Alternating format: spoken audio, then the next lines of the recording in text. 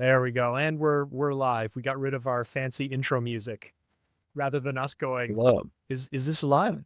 Is it on? Is it? Yeah. All right. Well, it's what, January 21st, Wednesday evening, and we're back with another edition of Talking Cloud.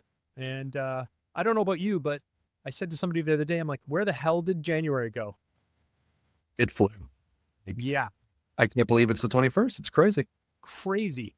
You know, I know like I always say like the first week of January always feels a little meh. Like some people are still off. Is anybody really into the groove of working? Probably not. Unless you worked over the holidays, right? But I don't know, like kind of just hit the ground running this year, and it doesn't seem to have slowed down one bit. It was nice to have that 2 weeks, and then it just kind of right back to the grind. So I don't know. And it's a little harder when it's dark all the time and cold. Take your vitamins. Yeah. I'm probably a little low on vitamin D at this point. I could probably have a little bit of a top up somewhere. All right. Let's see. I mentioned to you before we got started, I did come across a couple interesting articles on the AWS side this week. So they're also getting back into the groove by the sounds of it. Let's start with one of our sort of quality of life updates. And this one actually, I was excited about this. I'm waiting for Air to go try this. So they just released some additional details related to policy denies, like if you get an access denied, and you're able to now see that information.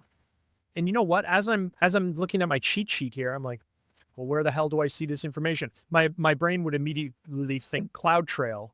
Yeah, that would be the first place I'd look. Yeah, so it's essentially, if I'm understanding the article correctly, it's going to, if in the same account, in the same organization, provide the actual ARN of the policy that denied some activity. I think that's great, right?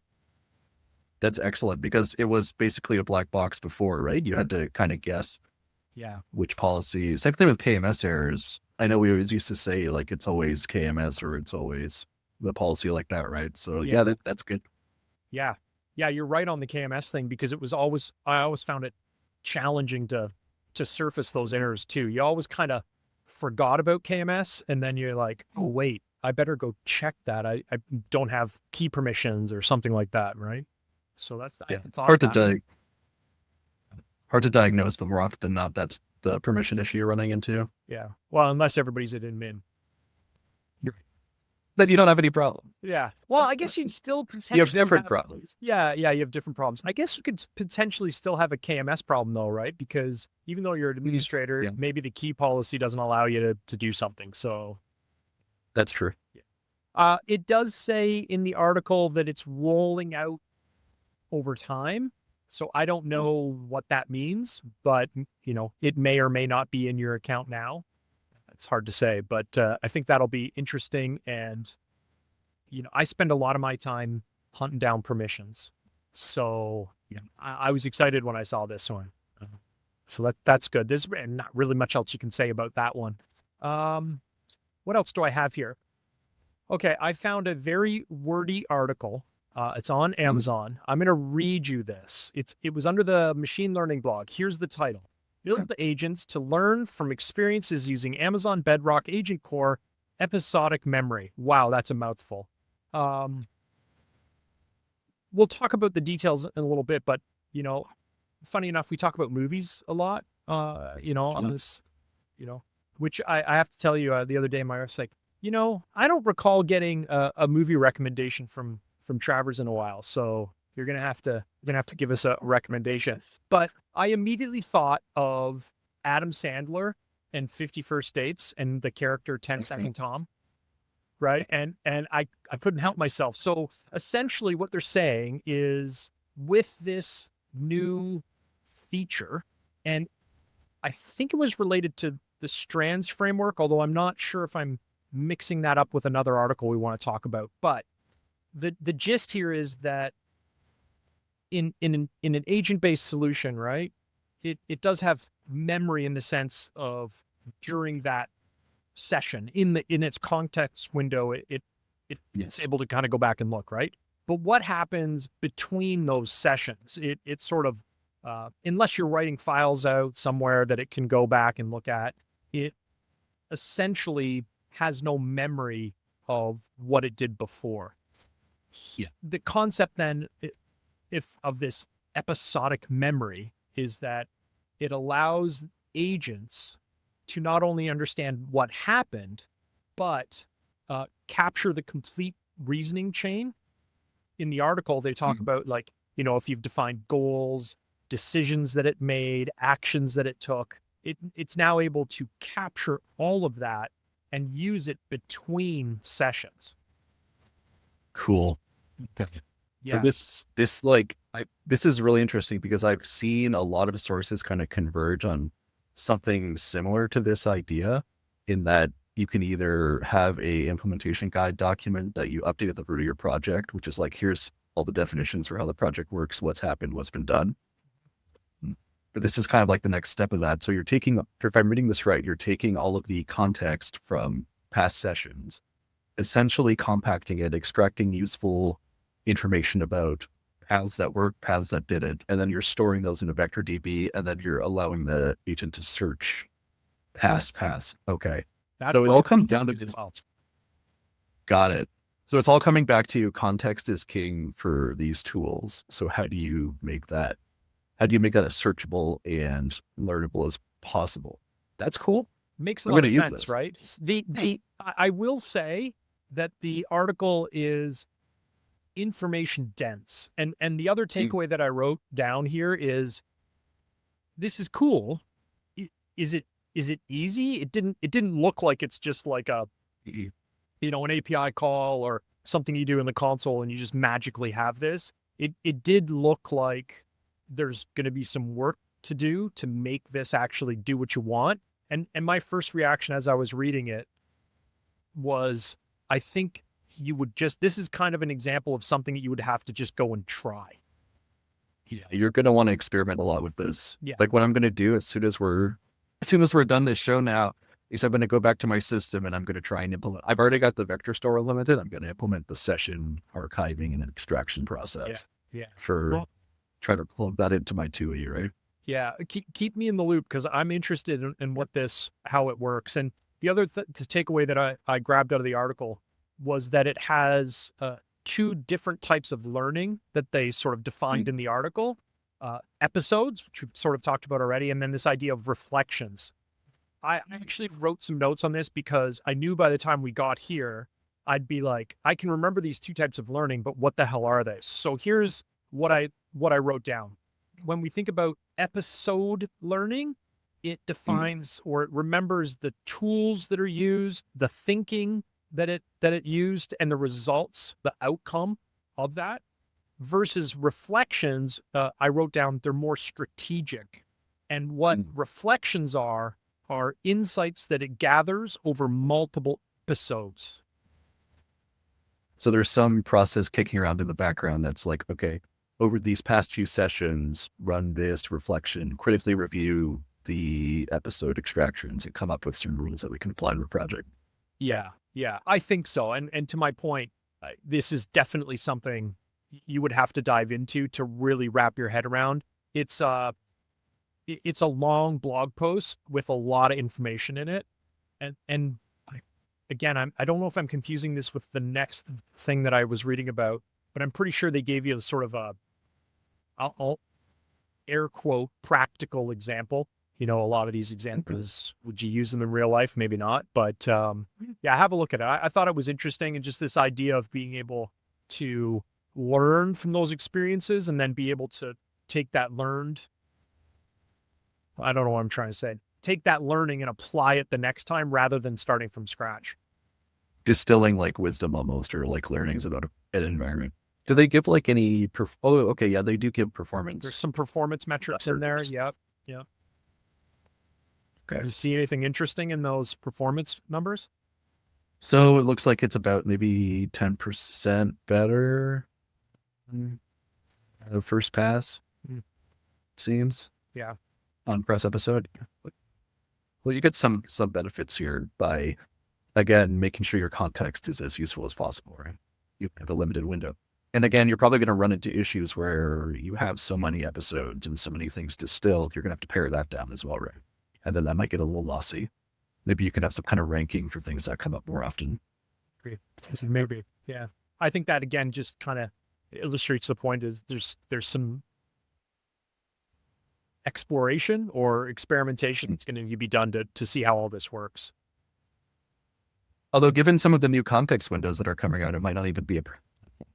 Yeah, okay, and that's actually a good segue into the next thing. So the next article was about the Strands framework and Strands agents and being able to create a multi-agent solution. So Amazon calls this A2A, so agent to agent. And they talked specifically about Meta and Llama 4, which we were talking about either last week or the week before, where we're like, whatever happened to this? Like, nobody seems to talk about those models anymore. Essentially, now, I don't think there's anything unique here because my understanding, I've been doing a little bit of work with the Strands framework over the last week and a bit, which I have a really funny story for you in a second. Awesome. I think one of the big features of that is the fact that sort of it bakes in support for agent-to-agent communication. So you can build, in theory, multi-agent solutions more easily, I guess, than maybe you could without a framework. But here's the thing, based on what you just said, it supports very large context windows. They talk about two particular Llama models or implementations. I don't know really what the difference between these are, but the Scout implementation of the Llama model supports 10 million tokens. Now, there is a limitation on that on Bedrock. It shrinks it down to 3.5. But still, that's pretty large, right? That's an absurd amount of tokens. I think, right? And then the other implementation is Llama Maverick, and they said it supports 1 million tokens, regardless of what you're doing, right? Like the Bedrock backend, I guess. So that was, it grabbed my attention because of the work that I've been doing with the Strands agent or Strands framework over the last week. So again, I think something that's worth a look and some experimentation. I'm not using Bedrock in my work right now. I've wired it into Anthropic and Claude. I think I'm using Sonnet, but in the back of my head, I'm like, probably makes sense to tie this to Bedrock at some point, even if it's just a learning exercise, right? Be worth learning about for sure. And 10 million tokens is kind of unique in the domain. I haven't seen anything that big personally. The closest is the Gemini models at 1 million, but they're trying, or 1 and 2 million, but they're trying to get to infinite context, right? Like that's the idea of these things. Yeah. So those algorithms are changing. But 10 million is crazy. I'm kind of curious about like the capabilities of that model, maybe how well it finds a needle in a haystack, for example. Yeah. You know what? I really haven't been keeping up with the Llama stuff at all. So when I saw these, I made a note to myself that I've got to go figure out what the hell these are, because we just haven't thought about them at all. I think, you know, I use Ollama on my laptop every once in a while, and I probably pulled down some Llama models a while ago and poked at them and then wandered off and did something else, right? Well, Facebook kind of disappeared with this stuff, right? That's what we were saying. Yeah. A couple weeks ago, we were talking about that, where it just seemed to go away, right? Yeah. Interesting. So here's my story. All right. So I'm like, I need to think of a couple projects where I can dive into. I wanted to learn about the Strands framework, right? It's built on Python. It has integration with AWS. My understanding is that AWS uses it internally. So I was like, okay, it probably makes sense to sit down and figure this out. I write a lot of cheat sheet notes for the podcast, and I thought, okay, well, it makes sense. Like if I have an article, maybe I want, you know, I'm going to read it, but I'll ask the tool for a little bit of insight, and maybe I've missed something. I can pass it my notes and see what happens. All right. So I won't mention the tools that I use because I don't think it's a tool fault. I think it's a user fault. But I also think that this is a great example of how you have to be very careful with these things. Okay. So what I did, and I thought I was very clear, I said, I want you to help me learn about the Strands framework. This is my idea. Right. Let's brainstorm out a multi-agent solution that could help me process my cheat sheet notes based on the articles that I think are relevant for the podcast. So it comes back and it's like, yeah, no problem. We can do that. And here are the agents I suggest that you do. And, I think it was like 3 or 4 different agents. Seemed pretty doable. And I was like, okay, I don't want you to write all this code for me. I want to learn as. So we're gonna sort of co-program this thing almost. And this is where I think you can run into trouble. It started really well. I was like, it's showing me a little bit of code, explaining it, and I'm literally in NeoVim banging away on the keyboard after I read this thing and understand it. But I kind of got a little bored isn't the right phrase. It was like anxious. Like, come on, I want to see this work. I want to see this work. So then I was like, you know what? You can teach me about this after the fact. Why don't you just go and write it? And I was like, okay, yeah, I trust you. Go ahead, do this, do this, do this. And it went and did it. And it worked. It looked pretty good. And so now I'm like, all right, let's go through all the code together. I want you to walk me through all the agent code and all this stuff.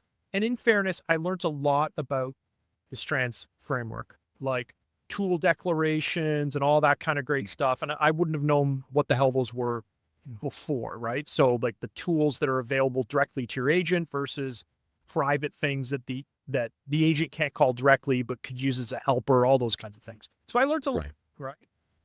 And I'm as it's going through the code, it was really cool. And I've got a friend that does this. I was like, okay, yeah, it told me about a chunk of code or the Python code, right, for agent A or whatever it was. And I'm like, okay, come up with a pop quiz based on what we've just talked about and ask me questions. And it did a really good job. It was like, okay, question number 1, what's this mean? What's the difference between this? Did a really good job. Made me go back and look through the code and stuff. But what I noticed as I was going through the code, I'm like, is this really using the agents to do this work? Like, to me, you have the Strands framework stuff in here. I can see the tool declarations. I can see all that. Right. But you've also got, instead of asking the agent to classify an article, you've got a giant, essentially, case statement in Python, right? If you see these keywords, it's AWS. If you see these keywords, it's GenAI. And all of a sudden, my spidey sense starts tingling, right? And I'm like, wait a second. I think this has gone off the rails here somewhere. And I basically got to a point where I was like, I trust everything you do. And I was working on other stuff. Bad decision, right? So I asked it. I'm like, this might be a stupid question, but I don't really see how like agents are being used to do this. I see a lot of keywords. Conditional logic. Yeah, conditional logic, exactly. And it comes back and it's like, oh yeah, you're right. We have the agent code, but it's not actually being used. And I'm like, yeah, and then it made beautiful markdown files. Like I shared one with you. I'm sure. Pretty good, right? But as I dug into it, I'm like, these are just really big friggin' if statements. Like, what has happened? So, I don't know. We went back and forth a couple times, and essentially, we decided, and I'm saying we because we had this whole conversation about it. I'm like, I think we need to start from scratch here. So I have all of this Python logic that is jammed together with some Strands framework agent code.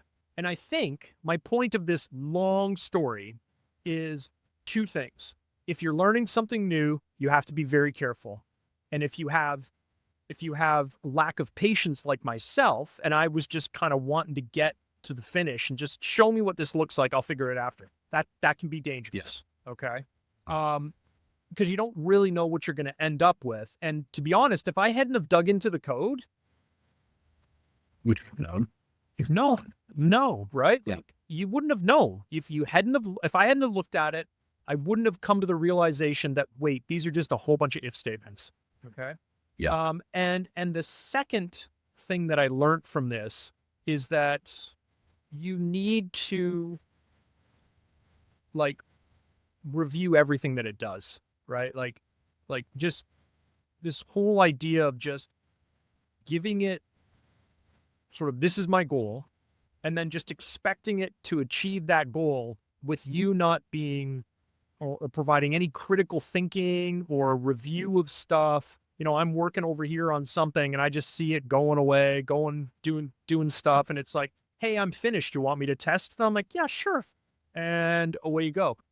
You know, I'm still really interested in the Strands framework. I think it's what I learned about it, I think is really cool. I think you have to be very careful with these tools, which we've talked about before, but I think this is a great illustration of some of the danger of these things. Well, it just goes to show that the scaffold is so important, right? Because what you're doing is, I know you're probably working in Hero or another tool, right? Like an agentic dev. Yeah, this wasn't Kiro. It was another one. And the reason I tried the other one was just because I don't even know why, really. I probably should have stayed in Kiro because not saying it would have done a better job, but I just wanted to try something different.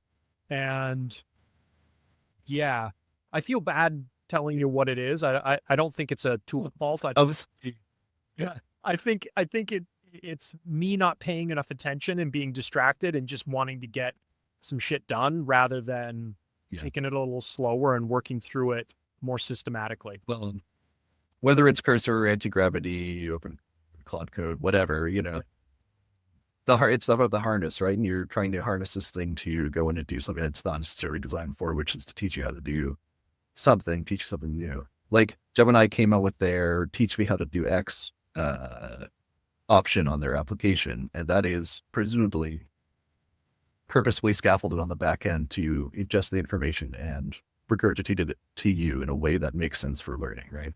So there's context optimizations you could probably do. There's scaffolding optimizations you could do, like how does them all interact with this info? But yeah, it's just so funny. One thing I've seen is that if you see the message, you're absolutely right in chat. It's probably time to start a new session. You've probably gone off the rails. Yeah. At that point. Yeah. Yeah. You know how many times, and this isn't related to the Strands example, but you know how many times when I'm, you know, maybe troubleshooting something, I'm thinking of something today. I was trying to figure out, I needed to build a bunch of CloudWatch alarms for a whole bunch of resources. And I'm like, oh my God, I don't want a CloudFormation template that's like a mile and a half long, right? Because I've got 10 alarms that I want to put against 10 different, in this case, it's just EC2 based application. So I don't want all of those, all that code, right? I'm like, there has to be a better way. So in this case, I was using Kiro and I'm like, okay, this is the situation. I'm trying to avoid having to hard code all of this stuff as like pass it in as parameters or hard code into the template, yada, yada, yada. Yes. I want to see if I can make something a little more efficient. And if somebody comes to me later and says, hey, there's 4 more machines in here, I don't have to go back and like essentially duplicate a whole bunch of stuff. And I said, I understand that CDK, I could do this in CDK, but I already have a CloudFormation template or project. I want to stick with that. And I said, don't just agree with whatever I say. Let's have a conversation and refer to official AWS documentation. And it did a pretty good job, back and forth, back and forth, back and forth. It did lead me down a path, which I think, I'll mention it actually. It's really cool. I'm going to mess the name up, but something like CloudWatch Fleet Management or something. Have you heard of this? Oh, no, I've never heard of this. Never heard of it. So Yeah, it was Fleet something. And what it allows you to do is in your CloudWatch alarm, instead of going in and saying it's this metric with this, just keep it on EC2 with this instance ID, what I can do, or what you can do, is use a SQL query.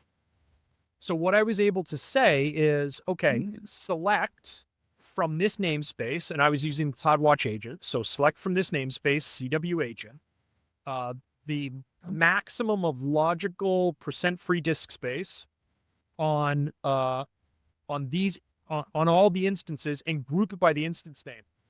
And I get a single alarm that I can then say, yeah, if the free disk space is less than 10% or something, generate an alarm.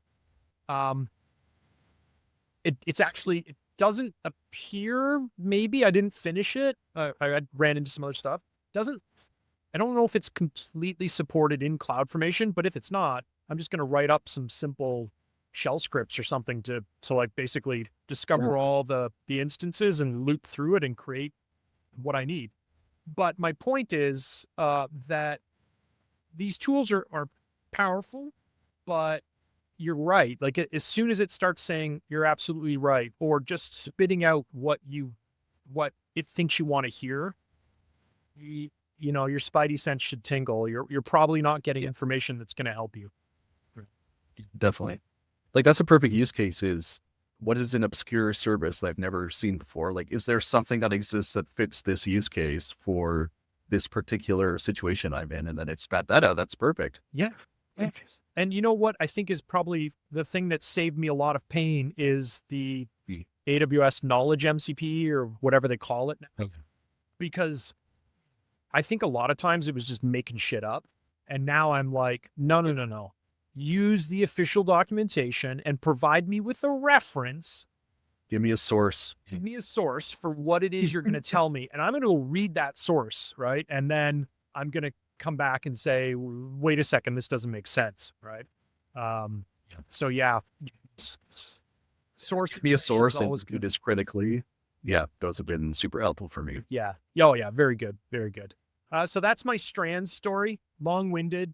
And I think it's a theme that we've seen throughout this is just, you got to be careful. Got to be careful. Is Kiro built on Strands? Do you know? Or is it a feature of?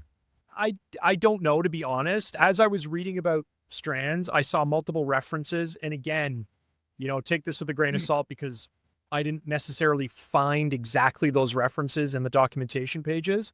But the way it sort of explained it to me was, it's a framework to simplify or streamline the development of agent-based solutions, and Amazon themselves uses it internally. Whether that's true or not, I don't know. Right.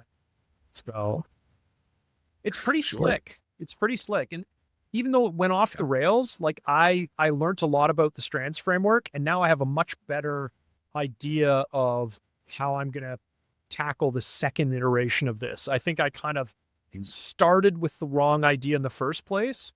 And then because I let it just go nuts, instead of having the patience to kind of work through it myself, it just kind of, I set it up for failure. I think it's user error, like almost 100%. Well, the good news is the code is basically free, right? So you have that now and you can go and mess around and try it again. Yeah, other than the fact that I didn't spend a lot of time, right? I spent a fair amount of tokens, but that is what it is, right? All right. So that's the extent of my AWS updates this week. Let's change gears and talk about GenAI. So the first one on my list is Claude Cowork, and we talked about it last week. Hey, this is coming. And then the next article I found was that very quickly they figured out a way to, I always mess this word up, exfiltrate information. Mm-hmm. Yeah, and well, it seemed that didn't take very long. No, I literally think you and I finished talking, and I went to do something else and came back either that night or in the morning. And there was an article, and I was like, "Oh, all right, there we go." It doesn't look any different. Do you remember what the other it was Superhuman, right? The week before, Superhuman, yeah. If you asked it to summarize your inbox and you had like, invisible text in an email, you could essentially inject a prompt, right? This to me, Yes. It almost seemed exactly the same. Was that like you can Once ask it to go do something, it pulls in a Word doc and it's got, white on white text, you don't know it's there, and away we go, right? Yep. Here's your Claude credentials. Here's your API keys, all that stuff. So Yeah. yeah, it's kind of funny, and it was essentially making requests to a bad domain, right? Like once it got the access to the documents, the prop was pointing it to a specific server, and it was, that's how it was actually treating the documents. It's kind of really funny. I know you posted an article about this as well, but Hero essentially patched exactly this problem. Yeah. And you fix it, like it's super easy to fix. You fix it with an allow list, right? Like you approve you have a pre-approved list of domains, or you approve the domains as they come in, right? Yep. And that would have solved this problem. Yeah. And I think Superhuman or Grammarly, I think Grammarly owns Superhuman now. I think Grammarly fixed it the same way. Didn't they change essentially the allow list to say, hey, you can't, we don't trust Google Docs immediately, same ideas. I'm going to get prompted. Do you trust this? I think that the thing that stuck out to me in that article was that Anthropic, this was a known problem. It's existed in Claude Desktop. It's been acknowledged by Anthropic, and they chose not to fix it before releasing Cowork. And the way they wrote the sort of release was, hey, yeah, security is important. You should make sure, you're doing things that are secure. And shifting that responsibility over to the user, especially for a product like this, where my impression is it's not really meant for technical people. Like some of the examples they give you in the release are like organizing your desktop and stuff like that, which I could probably use some of that. So if it's not for technical people, and then you're just telling people to make sure they're doing things that securely, I don't know if that's the right approach, right? It's like that separation of concerns approach from cloud providers, kind of, right? But I mean, they wrote the app in about 10 days. So maybe security took a backseat. Yeah. And was it you that told me like they used Claude to create it? Yeah, they used Claude Code to write the bulk of it. Of course, that was all human reviewed and whatnot. Yeah, sure. Yeah, unlike my Strands framework stuff. What's the worst that could happen? Enter. Exactly. Enter just a 0 day, What's this USB stick I found? I don't know. I'll just plug it in. Plug it in. Yep. And what can go wrong? What happens? So yeah, I did notice I have Cowork in my Claude desktop now. I don't think I can use it because I think we talked last week. It was Ultra and Ultra Pro, whatever they call it. Yeah, it is. Yeah, I have it on my Mac, but I don't think I have the right subscription. So I clicked on it because it popped into my desktop, but I didn't even try it. So maybe I'll try it afterwards, and after we're done, and say, could you organize my desktop and see what it does?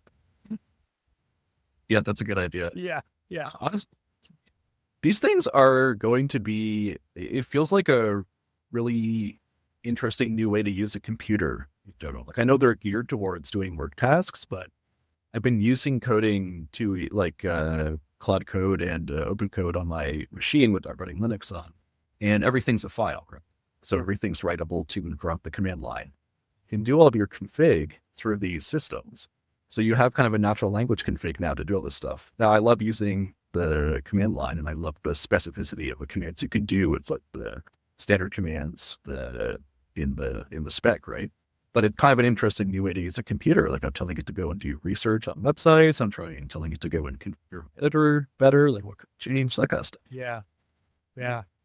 I do the same thing. Like I ask it to review, the other day I asked it to review my NeoVim config, just out of interest's sake, right? I didn't implement the changes because I wasn't quite sure.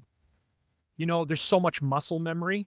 I'm like, oh, I got to be careful here, right? But I had it write out a markdown file for me and break it all down, dump it into my Obsidian Vault, and I've kind of got it in the back of my head as over time, I could just it's almost like a scratch file, right? I could go back to it and say, all right, what the hell does this actually do? Let me see how it works with my actual configuration, and will it mess up my muscle memory on how I use the keyboard for stuff? Yeah, so it's pretty neat.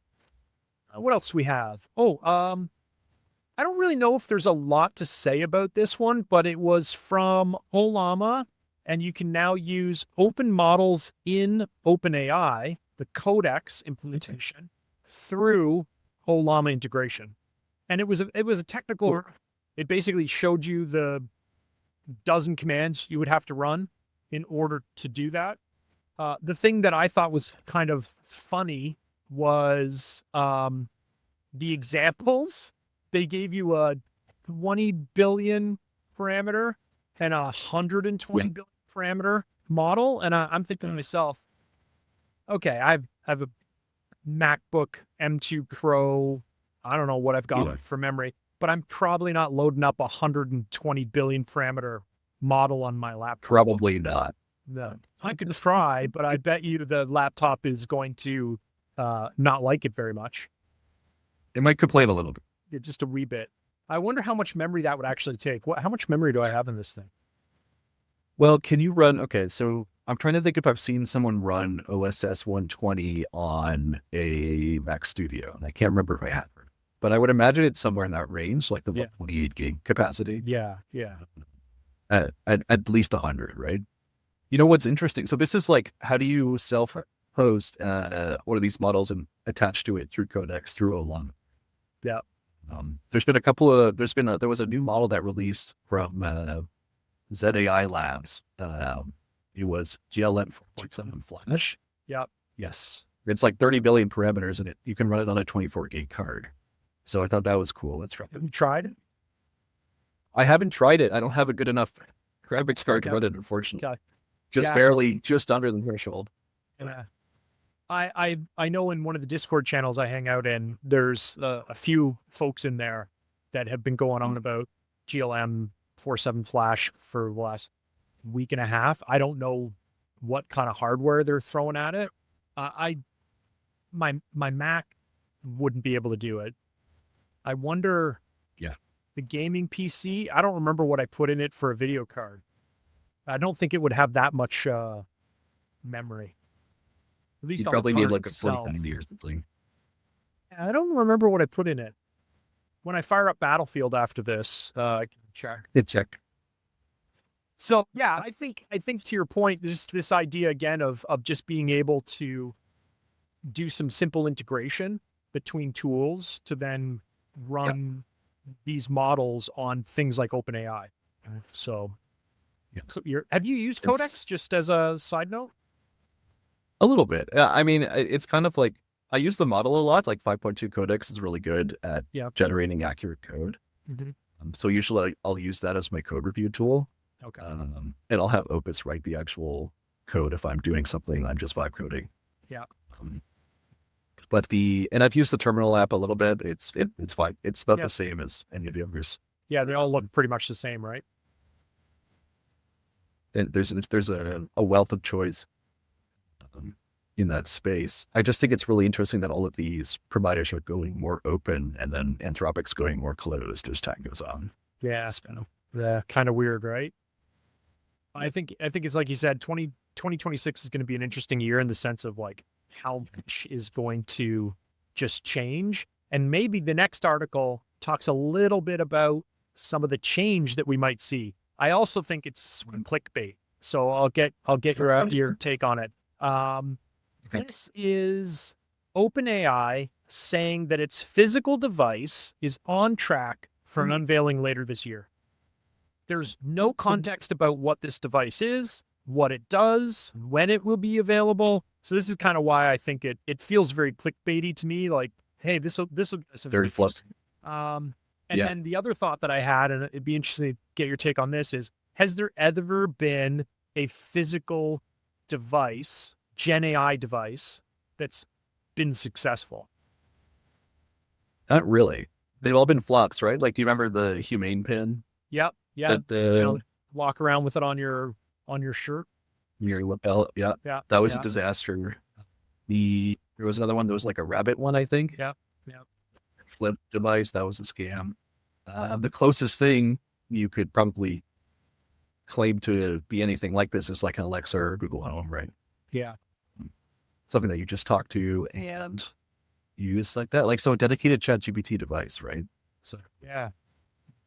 What I would want in my heart of hearts is like the Star Trek lapel thing. You just push it and you talk and you ask the computer to do the thing. Right? Yeah. And then you kick that background process. That's what they tried to do with the pins. We'll see what actually happens. I know there's a lot more work going into VR glasses, AR glasses, augmented reality right now. So maybe something like that. But they have Johnny Ive working on it, so they're not going to ship some terrible hardware. You wouldn't. Hopefully. Right? Yeah, you wouldn't think. Yeah, it'd be interesting. I just wrote it down because as soon as I saw a physical device, I was like, ooh, like the article totally got me, right? I was like, ooh, what is it? And I clicked it and I'm like, oh, it's nothing. And there's no release date and nobody knows what it is. So maybe they're fishing for more funding. Maybe they're fishing for, what do you want it to be? And stealing them some money that they can then lend back to them and all this weird stuff that happens. Yeah. You know what? I agree with you. Like, for me, the ultimate thing would be a voice device that sits on my desk that I can just talk to and it kicks something off. And you know, Alexa Plus, she's listening to me. That was kind of the I don't want to say goal, but that's sort of the pitch that they gave, right? Like isn't it Anthropic powered under the hood? I had an Echo device kind of go a little sideways on me today, and I was like, oh man, I'm gonna have to buy a new one. And I went and looked, and they are insanely expensive right now for the new ones. Like, I looked for an Echo Show 8, latest generation. It was like $250, and they said Alexa Plus capable. So okay, you get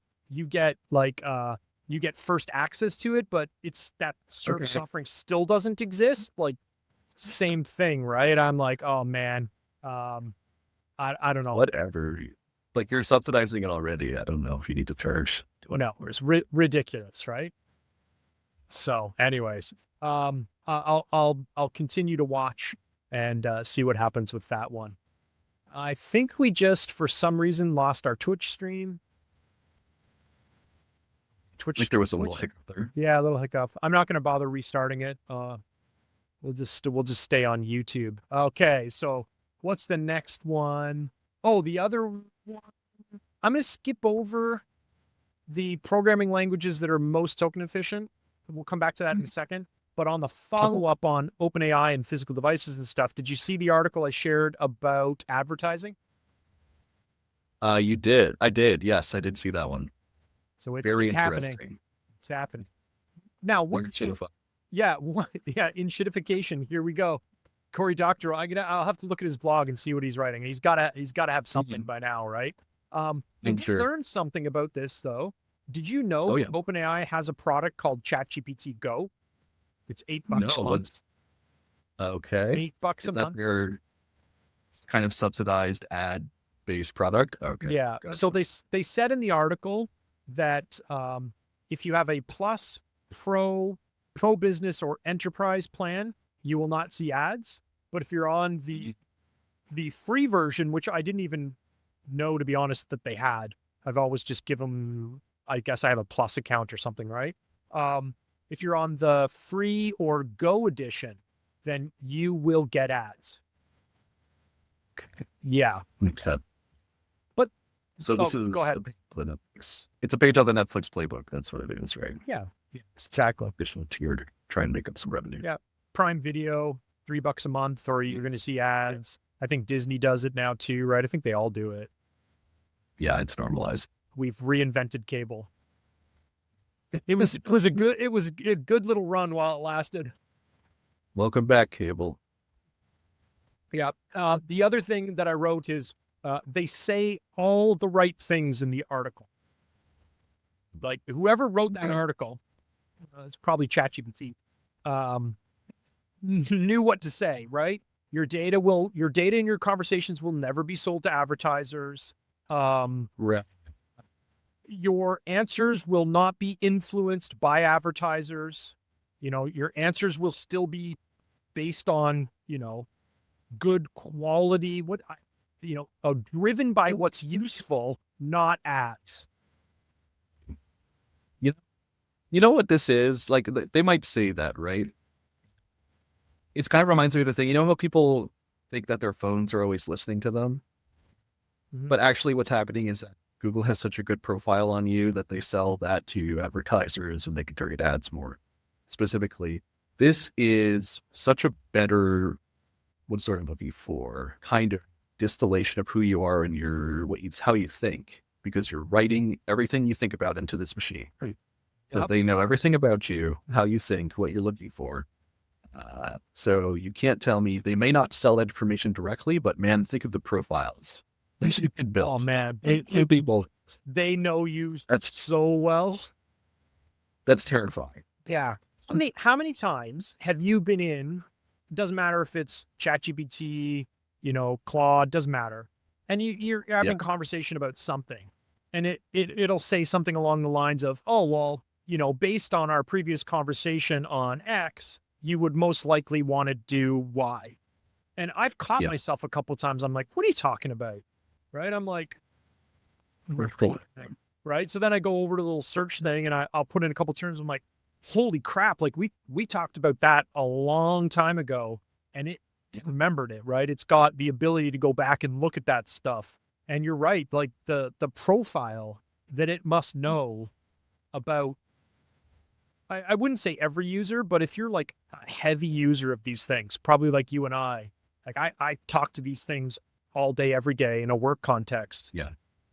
Oh man, it knows everything there is to know about how I earn my money. Let's be honest, right? Like, yeah, it has quite the profile on me, I'm sure. Yeah, totally. And I mean, this is just yet another reason to, once the smaller models get good enough, I know I'll be self-hosted as soon as I can, Yeah. If you can afford the video card and the GPU and everything, you need to run it. You take a mortgage out to get one. But I saw somebody the other day on YouTube and they're like, I built a sort of self-hosted GenAI. And I'm like, oh, here we go. They had either 4 or 5 Mac Studios stacked up. And I'm like, dude, come on. Like, that's so ridiculous. What's that worth? Like 20, 30 G's? Yeah. I'm going to go do that. I'm putting my order on Apple right now. I'm going to build my local, just so silly. But anyways. That's quality used automobile money that you're spending for sure. Yeah. For a couple Mac Studios. Well, more than a couple, I guess. But anyways. So yeah, I think this is, I think this is inevitable. I know Google came out and said, oh, no, we're not going to put ads in our tools. And I was thinking to myself, you don't need to. Well, yeah, they do. Yeah, that was the other thing. They don't need to. But, if there's a revenue stream there, let's be honest, right? Companies are here to make money. If they think they can make money without pissing off the user base enough that they'll go somewhere else, they're going to do it. Yeah. Once the floodgates are open. What that again? Free. I said even those pro tiers, they're so subsidized, that's not free, right? No. You got to assume Google is building or adding to your profile. It's free. Yeah, absolutely. What do we got next here? Another benchmark for you. Oh, actually, sorry, I forgot. You had shared the programming language ones. I'm sorry, I didn't get this afternoon. You want to walk us through that one? Yeah, totally. So the first one was token efficiency, essentially for LLMs and programming. This was Martin Alderson blog post. Essentially, it is a bunch of tasks across a series of models. GPT-4 tokenizer was used. And the bottom line is some languages are up to 2.5 times more efficient per token than other languages. So I think the key takeaway is the closer the language is to natural language, the easier it is for these models to write, which I think kind of makes sense. But Elixir. Elixir was not on this. I'm really curious about the Elixir thing. I think maybe that was like an artifact of the test set, like what was in the task. I can't believe my brain remembered that. I was like, as you were talking, Again, that's great. What was that called? What was it? And all of a sudden my brain was like, I remember. My brain has enough context window to remember our last chat. Although, mind you, okay, so let me go through the list here. So we have, in first place, we have Clojure, right? We have Haskell at the top, which is a functional language like Elixir. F#, which is also functional like Elixir. So maybe there's something to functional languages having more efficient grammar for these things. Yeah. But Ruby is near the top. Python is kind of top middle. And then at the bottom are like strongly typed languages like Go and C. So it's kind of an interesting spread. Yeah. I guess it makes sense that the really rigid or strict things are near the bottom because they're just easy to mess up. Yeah, well, maybe they're just more verbose languages too. Like if you have to define all these types, I know if you've written any C or C++ before, I'm sure you know, but there's a lot more opportunity to get wordy, right? Yeah. It's been a long time. Yeah. Well, I don't know. I think, you know what, like just this idea of, again, just, I think it goes back to the things we've talked about throughout these episodes is just these types of resources, right? When you can find this kind of stuff, like token efficiency and stuff like that may help you sort of make decisions on using the right tools, the right models, the right languages, depending on what it is you're trying to accomplish. Yeah, kind of my it's like tool takeaway selection. from that again. Tool selection criteria, totally.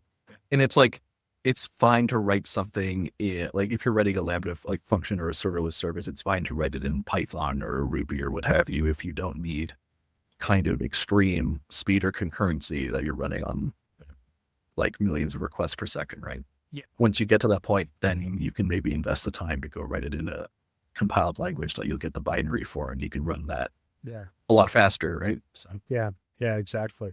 Okay, where did I leave off? Oh, the other model or the other benchmark. This was on Hugging Face, and it's called the Asset Ops Benchmark. And when I first stumbled across this and I started to read it, I'm like, oh, this is just OpenAI's or their equivalent. Remember we talked about GDP Val last week before, right? And where it evaluated complex tasks against human experts, blah, blah, blah. And I was like, oh, here's another example of that. But then as I read it a little more, what I realized was that this is very specific. So this is for not necessarily a benchmark. The way when I saw the headline, I was like, oh, there's a benchmark. But as I looked at it a little more, it is more about building efficient multi-agent solutions for specific, I don't know what I'm trying to say. Specific, there we go, use cases. And they're starting only with wow, I'm done at this point. Asset life management, right? And it made me think of the old days when I worked for realty companies and, we were thinking about big chillers on the roof and all those kinds of things. Oh, sure. That's sort of examples they gave in the article and how they could use these systems to improve. My take on it was not only the management of these assets, but also sort of, I like to use the term care and feeding, right? Like the ongoing maintenance and operations of it. So I kind of misread it thinking, hey, I've got another benchmark to share with you, but I don't think on reading through the article, that's really what it is, but a really specific solution for an industry. And I would suspect they'll kind of broaden that over time, right? Got it. So this is predictive maintenance using agentic tools essentially, and how can we benchmark that? Yeah. Yeah. Interesting. Okay. And that whole idea of predictive maintenance, like, preempting those chillers going down, right? That's huge in the commercial spaces. Like, they spend a lot of money, time, and effort. Oh yeah, you don't want that go down, right? You want to make sure that it's efficient and it's reliable, and you want to make sure you service it before it fails on you, right? So I could see that being very helpful in specific industries, probably commercial, real estate, stuff like that. Yeah, no, that makes total sense. I just wish that we had more recent models on this, but maybe you don't need a top of the line system. Maybe not. Yeah, I think the best one was what, GPT-4, if I'm remembering the article. 4.1, yeah. Yeah, what else was on the list? There was like 4 of them or something, wasn't there? Mistral Large, Llama 4 back again. Yeah, there we go. Llama 3. Yeah. But weird. I'm going to take credit for it. We said they were gone, and now they're back. Like, those guys are done. They're off like making metaverse again or whatever. Not so much maybe. And then the last thing I had on my list was actually my favorite find for the week. I found this on Ars Technica, where somebody wrote, I think it's actually a Claude skill that makes your AI sound not so AI-ish. Yeah. So great. Yeah. So Wikipedia has done this, and what they did was they went through Wikipedia, like human editors, and identified characteristics of articles that would identify the articles as being AI generated. And what they did was then they created a Wikipedia page about, hey, these are the things that we believe are a good indication of a AI generated article. And then this guy took that information and built it into a skill. And now you can just basically say, hey, don't sound so AI-ish. Awesome. Wow. They really did them posted. Yeah. Students of the world, rejoice, right? And now you got another opportunity to make it not sound like your paper was written by your favorite IAM. So great. We have distilled learnings from the entire scope of human knowledge, every article on Wikipedia, and thousands upon thousands of editors have put something into this. Yeah. And now you can just paste that into your Claude code and go and Wikipedia to your heart's content. Yeah. I had to shovel snow after work because I didn't realize how much snow had come down. But originally my plan was to put this into like a Claude project or something before this, so I could see how it worked. But I just ran out of time after I had to shovel snow. So yeah, but it made me smile when I saw this. I was like, oh man, that is such a human thing to do, right? Oh, you think it sounds like AI? Yeah. I can make it sound not like AI. Well, now what happens next? Like, are they going to detect all of these non-AI isms, and is it going to shift the other way? Maybe. Kind of like a metagame situation. Yeah, like like you and I were talking before we started recording. It's like the arms race, right? Yeah. It's like virus scanners. Like, we can find this now. No, you can't. Changed it again. So we just need signature after signature to find all of this stuff. I guess you're probably going to end up with the same thing here somehow. Constant chasing of stuff. So that's everything I had on my list. Another busy week as usual. Yeah. Anything come up on your radar as we were chatting? I think that's pretty much it. There was a bunch of healthcare stuff that came out, but I'm not going to give my medical records to these companies not anytime soon anyways. No. Yeah, that would be, that's the kind of, talk about building a profile on you, right?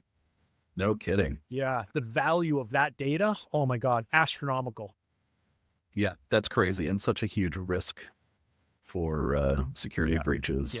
Yeah. I would think in our lifetime it's inevitable that, well, we talked about this already, right? We talked about this a couple weeks ago. Maybe it was in December, actually. The idea of just augmenting human staff with an AI tool. And I think the example, and it might have been Cory Doctorow again, right? Saying something along the lines of like just looking at X-ray scans and stuff like that. Yeah. I think at some point it'll just become like internet banking, right? You won't really think anything of it. It's just the norm. But right now it's pretty scary. Yeah. Pretty scary. Totally. Like an old boss of mine, he used this analogy on banking, internet banking, and he was like, people don't like to look dumb, right? So they don't want to be the person that's using internet banking when nobody else does and have all their money stolen. But once everybody's doing it, you're like, okay. And I think we're kind of in the same phase with certain parts of AI tools, like GenAI tools, is like, I don't want to be the person that does that first. I'll let some other people do it, right? I think generally humans are pretty risk adverse in a lot of situations, and this would be one of them. Definitely. Slightly scary if something went wrong, right? Yeah, I'll be letting that one mature a little bit. Yeah. For sure. Although if you get better health outcomes, right? Ultimately, there's trade-offs in everything. So if you get better health by using these tools, or you catch something early so it can be dealt with before it becomes a problem, I think it will only take a few instances of where they can prove that, tool X helped save X numbers of lives, where people will be less inclined to be like, no way, you're not getting that, right? Or you'll link your Apple Watch to it or whatever, right? Oh yeah, maybe. Yeah. Local models again. I need my local model. When I get my scan data back from my doctor, I'll throw it into a local model and let it tell me how bad my exercise. I don't need an AI tool to tell me. Oh no. Yeah. You should get out of that chair. Nah, I'm good. Are you serious? Well, I'll stay here. All right, so let's wrap up with the movie segment, which is always my favorite. I will go first. We watched The Rip. Have you heard of this? The Rip, no. The Rip. We watched two movies. So The Rip is a movie. It's Ben Affleck and Matt Damon. And there's cops. They're both cops, and it was a pretty good movie. I enjoyed it. It was worth the 2 hours. For the time? Yeah, I think we watched it on Netflix. So yeah, I would add that to, if you're looking for a Friday night movie watch, not bad. I've watched worse things. And then the other one, which I wouldn't recommend, was a movie with Linda Hamilton called Osiris.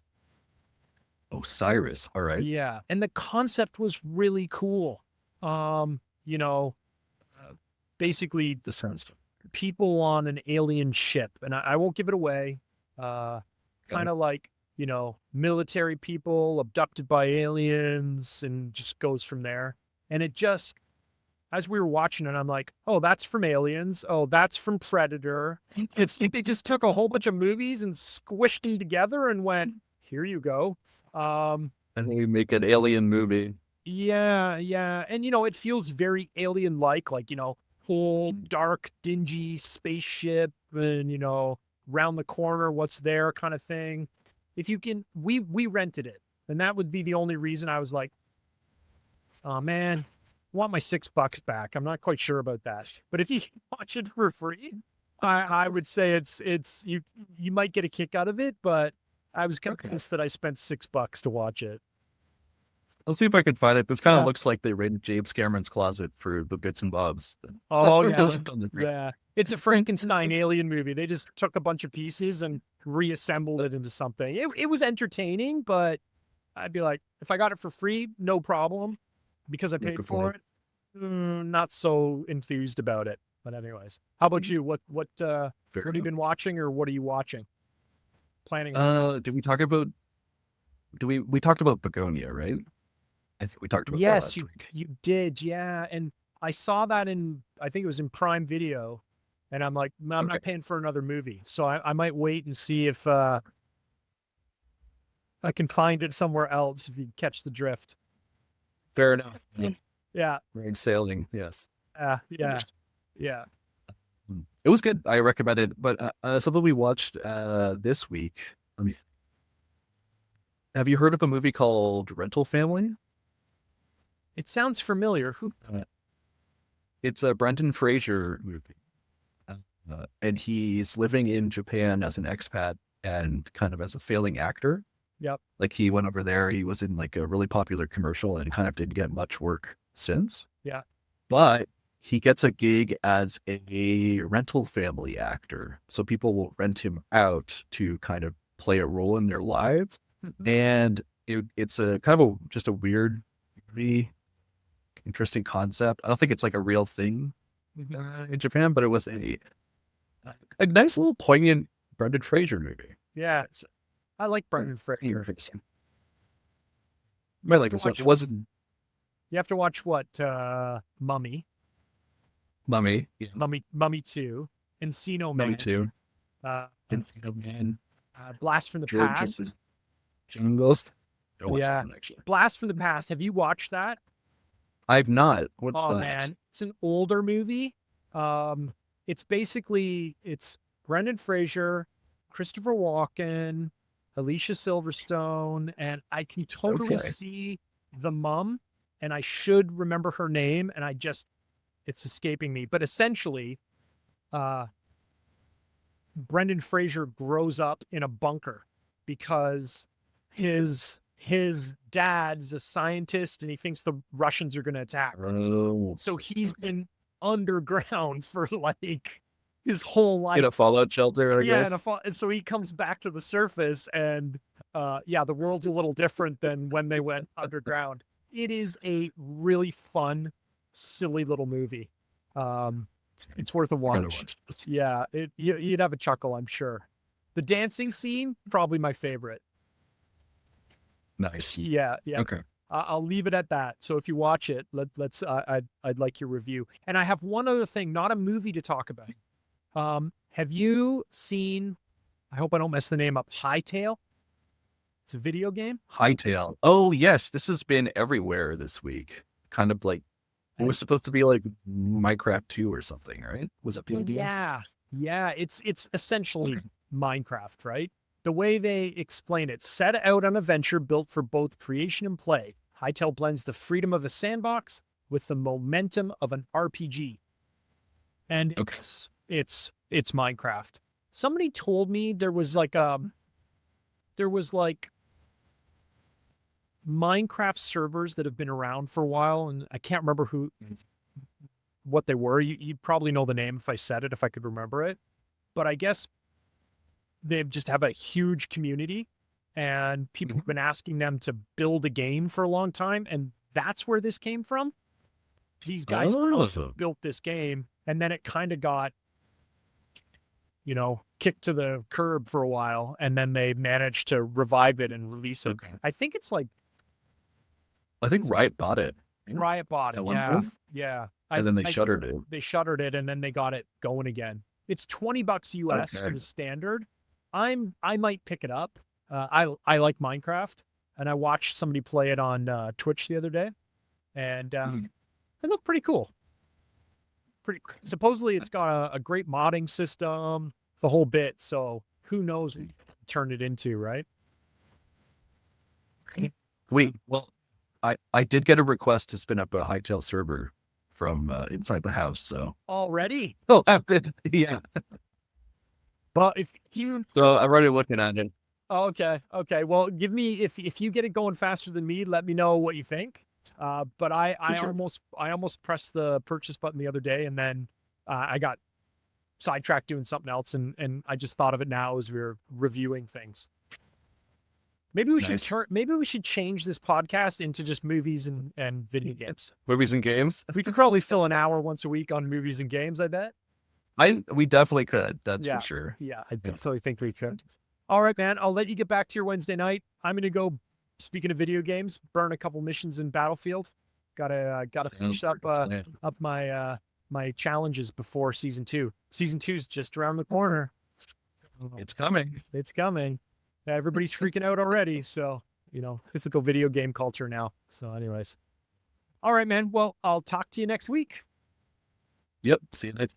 Bye.